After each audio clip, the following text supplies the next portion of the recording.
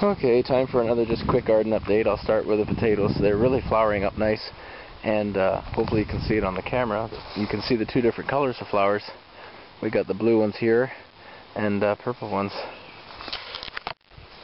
These are the purple actual potatoes that have blue flowers, and these are the reds that have purple flowers. And they've really come up nice. I still have yet to see hardly any bees though. I saw, I forget what type of bee it is. It's not a honeybee. But no, there's nothing. The honeybees are really down this year. Well, in case you're wondering why our weeds are getting so far ahead of us, before it was all the rain and the heat, but lately, my dear wife, the poor thing, has had to have a tooth pulled. And it broke, I guess, apparently, and she had to have it basically operated on and whatever, so she's really in pain, so I'm kind of keeping an eye on things, and I'm studying for my course. So I just simply have not had time to get out here to do anything. So I was doing a little bit of a walk around today and get out and get some air. We had to go to town to get a few things, so I saw how pretty these were. I thought I'd make a nice little quick video for everybody. And of course these are the whites with actual white flowers. And I'm pretty sure you can catch that on camera. They're all flowering up. And I guess there's a purple one must have got in the mix there. I'm going to walk through this jungle here and give you an idea how tall these potatoes are. Like, I have never seen potatoes this tall. Not since we've been growing them anyhow. You can see they are pretty well up, almost just to my belly button there. Now these are the tallest, but like I was saying earlier, the last time I weeded and hilled them, I didn't think I'd have to weed it again the way they were growing, and I won't now. They've just totally grown in and they're overcrowding. And of course all the oats and barley are doing well from the manure that I spread. So there's that, and then some other stuff I guess I'll show you here. The beans are coming up really good. We still have volunteer potatoes in there too. We're going to be like overcrowded with potatoes here, but anyways, our dill's coming up nice, and the Swiss chard is more than ready by the looks of it. It's really come up quick on us there, so we might get that out soon. And she's got some more lettuce, and I think she planted some basil down there. So there's that. I should check our apples too. I showed them. This is a peach tree that she's got, and I guess we're not getting any peaches this year off of it. Our tomatoes, I actually saw a green tomato on one of them last night. They're all flowering. So I'm going to get out and make sure I stake them up good, because the cages don't actually hold them up. We had a lot of them fall over on us last year, so we get a lot of wind, from this. It's like a big gully here. It just comes right through here and blows them all. So these are our peas. They're just beginning. They're doing well. We'll be having some peas probably by the weekend. I like eating them with the shell on them or whatever, like snow peas or whatever, but and we'll start collecting seed from the radishes there, and we'll replant a bunch of radishes. I'll till up the strip here and redo that. So, oh yeah, we have a bird living up in our nest here. It just flew over my head, doesn't like me here. So apples, how are they doing? Oh, they're doing well. Yeah. These are the ones we use mostly for applesauce and that. They don't, they're not what I call fresh eating. I mean, they're okay, but they're not sweet. I like sweeter apples myself. These ones here are the ones we use for more sweet. And these ones actually, though, were the ones I mentioned in the video when we did grind them up to make applesauce with. It's pink, or red, or whatever. So, yeah, just another afternoon. It's actually the first nice day we've had in a while.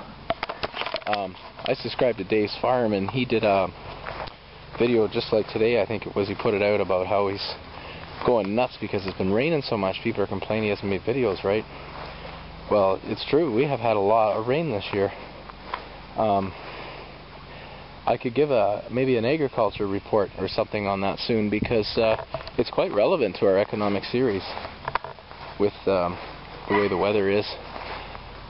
The hay has been a good crop as far as volume this year, but quality-wise, a few guys got lucky back in June, but I think right now, like this guy back there's cut some hay. It's been rained on twice already. I saw he raked us up on the hill there, And I haven't really paid much attention to the mixed grain crops. A lot of guys planted corn this year, and the corn, it's still only knee-high in some places.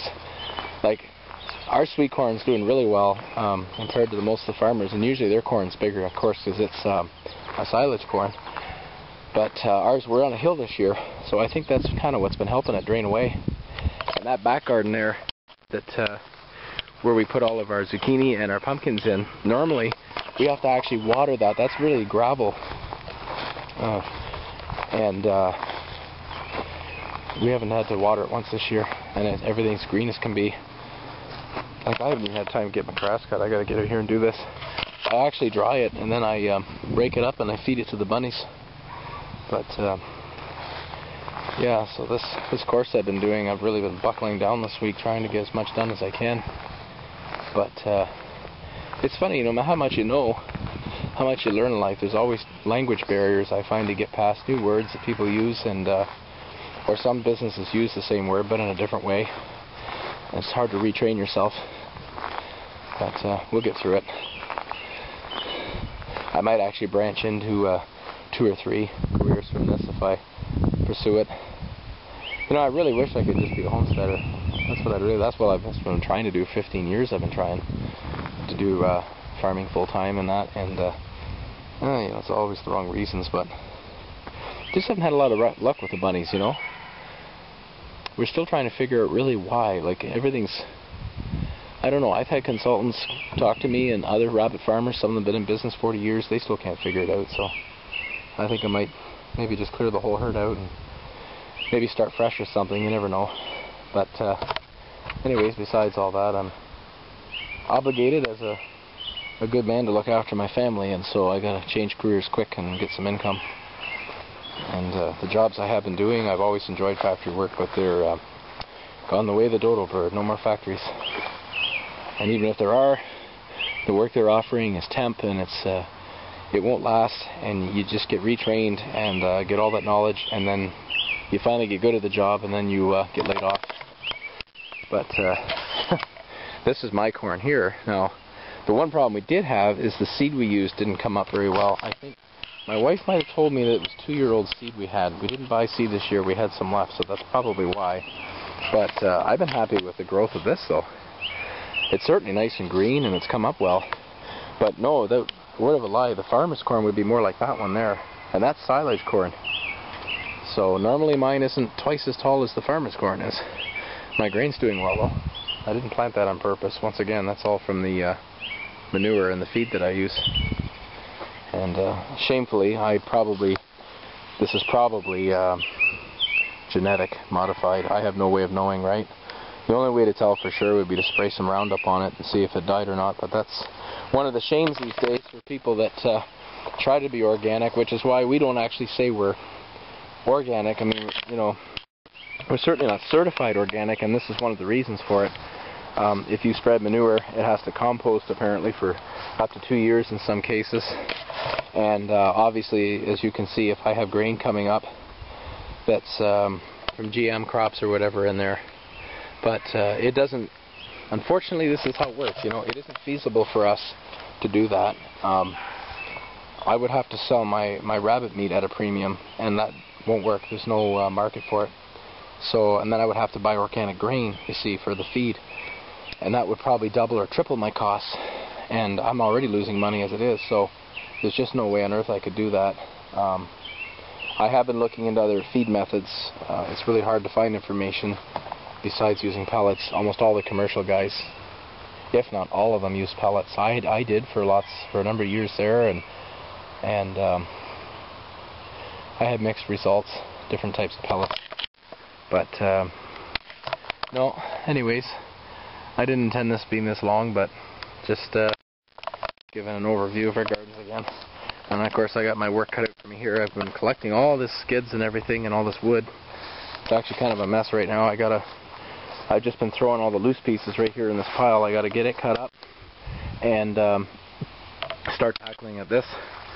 There's gotta be what, maybe almost 10 truckloads here now, I guess.